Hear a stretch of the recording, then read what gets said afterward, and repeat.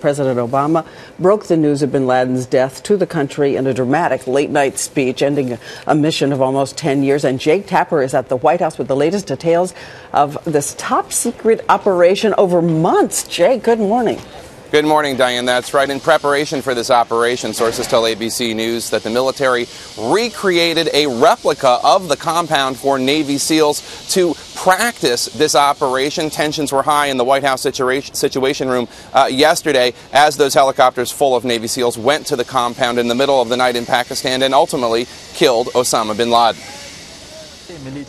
This is what bin Laden's compound looked like after the attack. The president was not 100% certain bin Laden was there. But the Navy SEALs launched the surgical strike and a firefight ensued.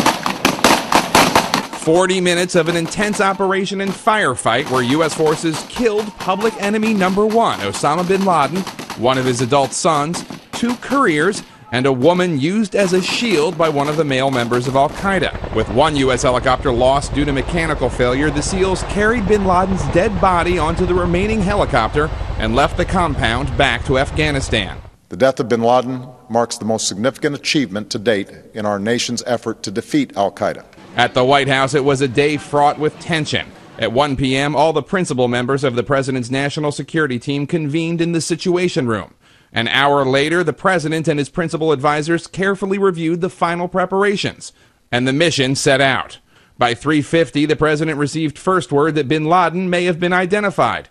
By 7 p.m., the president was told it was indeed bin Laden, and with news that the Navy SEALs were all safe and back in Afghanistan, jubilation, hugs, and relief. It was only 2 days earlier, Friday morning at 8:20 a.m., when the president authorized the operation. At my direction, the United States launched a targeted operation against that compound in Abbottabad, Pakistan. And in the streets in front of the White House, celebration.